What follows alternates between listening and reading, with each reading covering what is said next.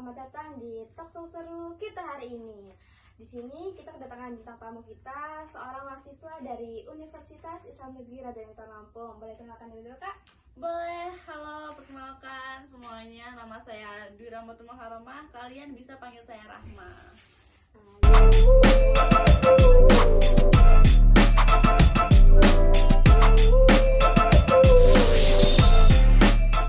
Jadi aku dan Kak Rahma ini mau ngobrolin soal yang nggak bisa kita lepasin nih dalam kehidupan sehari-hari, yaitu media sosial. Siapa sih yang nggak main media sosial? Mulai dari bangun tidur sampai mau tidur lagi, pasti tangan kita nggak bisa lepas dari yang namanya handphone. Mulai dari cek story, scroll Instagram, lihat TikTok, atau kita update status di Twitter. Tapi pernah nggak sih kita mikir apakah kita sudah benar apa yang kita lakukan di dunia maya ini? Medsos itu ibarat pisau, bisa berguna banget tapi juga bisa menyakitin kalau kita salah pakai. Disinilah pentingnya kita mempunyai literasi digital. Yuk kita bahas bareng-bareng bersama Kak Rahma, gimana caranya jadi pengguna yang gak cuma aktif tapi juga bijak dan bertanggung jawab. Oke, Kak, jadi aku punya beberapa pertanyaan nih. Mungkin cukup banyak nih ya Kak, ada 10 pertanyaan. Boleh kan dijawab Kak? Boleh sekali Kak Aura, silakan. Baik. Pertanyaan pertama nih Kak, menurut Kakak kenapa sih anak muda sekarang nggak bisa jauh dari yang namanya media sosial? Kalau menurut aku nih ya Kak, mungkin karena kita itu kan kehidupan sehari-harinya itu ada di medsos gitu. Apa yang kita cari, apa yang kita mau, apa yang kita butuhkan itu hampir semuanya ada di media sosial. Kayak tren-tren terbaru, terus kebanyakan kita kan sekarang belanja juga dari media sosial. Kita butuh melihat tren-tren fashion juga dari media sosial, dan banyak sekali juga informasi yang bisa kita dapat itu dari media sosial Kak Aura gitu. Kalau tidak ada media sosial, kita ini kurang update gitu untuk kehidupan kita sehari-hari. That's why kita itu hampir tidak bisa lepas ya dari media sosial. Berarti itu salah satu manfaatnya juga ya? Betul. Kalau manfaat yang lainnya nih Kak, manfaat media sosial yang lain kira-kira apa? Kalau manfaatnya yang lain tuh sebenarnya ada banyak sekali ya Kak. Manfaatnya itu kita bisa memperoleh informasi dengan cepat dan mudah. Terus juga kita itu bisa berinteraksi secara real time dengan misalnya ada teman-teman, dengan keluarga juga. Kemudian juga kita bisa melihat tren-tren terbaru. Kita juga bisa melihat budaya-budaya dari luar, budaya lokal. Kita juga bisa mempromosikan budaya kita sendiri gitu Kak. Sebenarnya kalau misalnya mau dijelasin satu-satu itu nggak cukup ya Kak waktunya, karena Banyak ya? Betul sekali, ada banyak sekali manfaat dari penggunaan medsos ini. Tapi kan dibalik itu semua pasti punya resiko kan ya? Betul. Kira-kira resikonya apa aja sih Kak? Kalau resiko terbesar dari penggunaan media sosial ini sendiri sih yang pasti adalah hoax ya Kak. Iya, jadi penyebaran berita palsu, penyebaran informasi palsu itu yang tidak bisa kita hindari gitu. Terus ada juga mungkin FOMO atau fear of missing out, itu yang membuat orang-orang generasi muda khususnya Gen Z dan milenial ini tuh menjadi toksik gitu dengan diri mereka sendiri.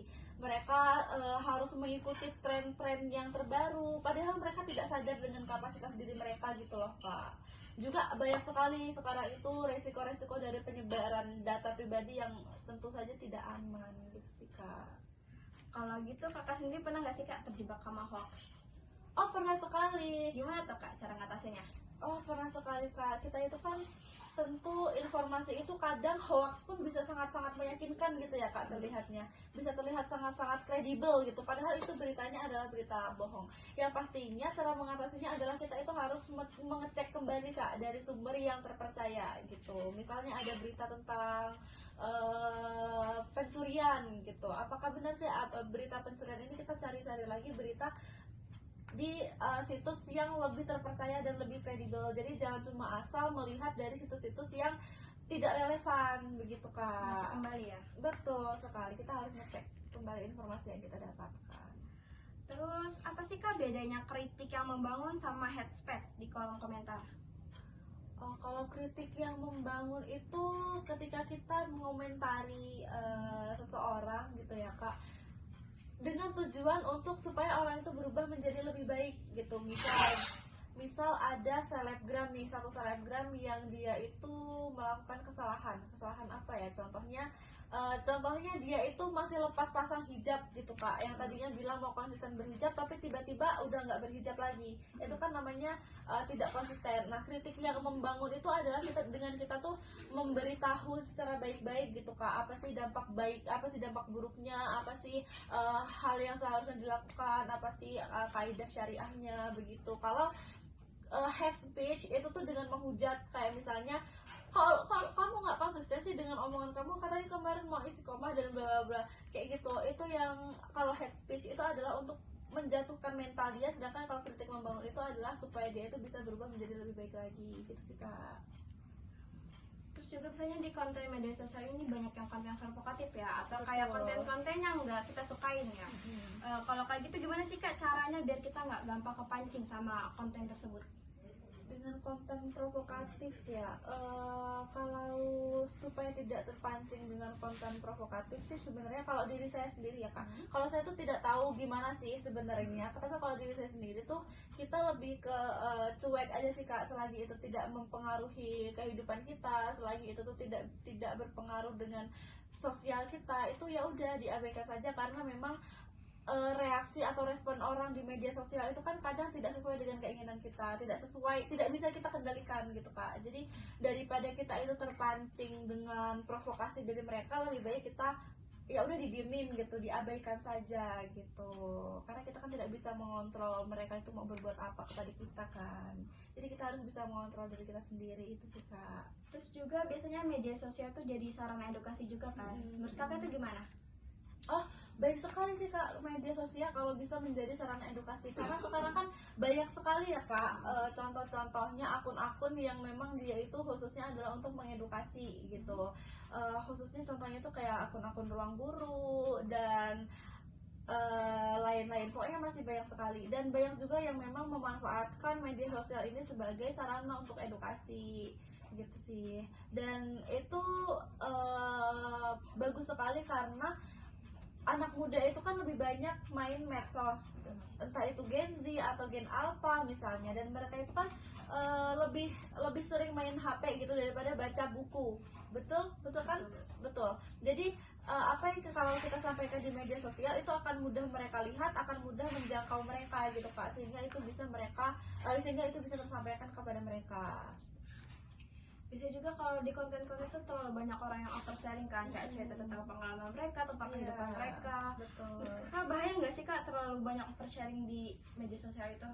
Oh, kalau menurut saya sih bahaya sekali ya kak, karena itu bisa menjadi sarana atau alat untuk orang lain itu mengulik data pribadi kita. Bisa jadi dengan informasi-informasi yang kita bagikan itu justru itu bisa nanti itu jadi di doxing gitu kak. Jadi data atau informasi yang kita ungkapkan di media sosial itu bisa disalahgunakan oleh orang-orang yang tidak bertanggung jawab untuk mengambil data kita dan kemudian untuk mengancam kita.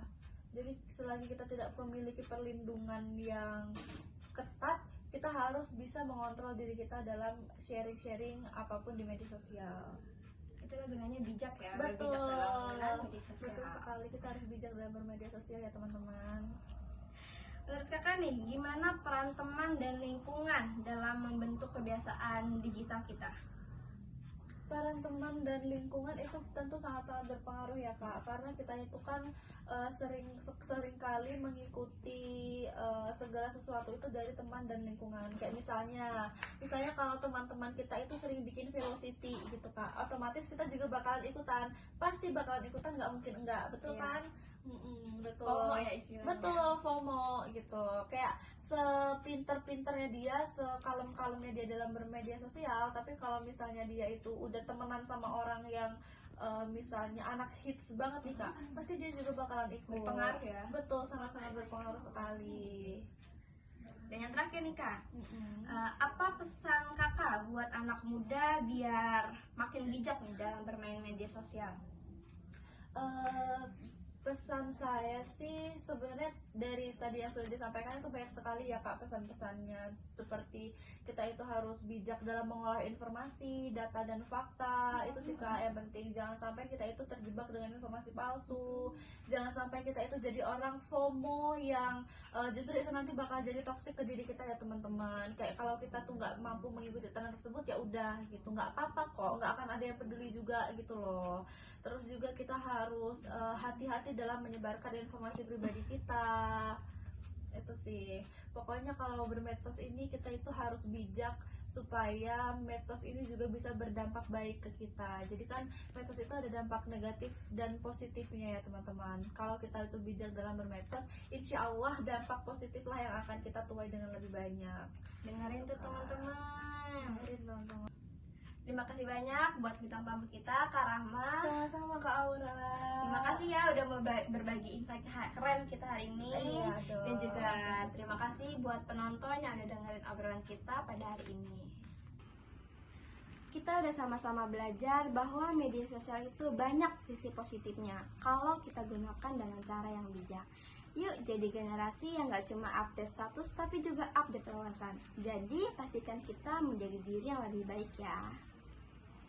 Sampai ketemu di talk show seru selanjutnya. Tetap semangat, tetap belajar, dan tetap jadi versi diri kalian, baik di dunia maya maupun di dunia nyata. Dadah! Dadah. Audio Jungle.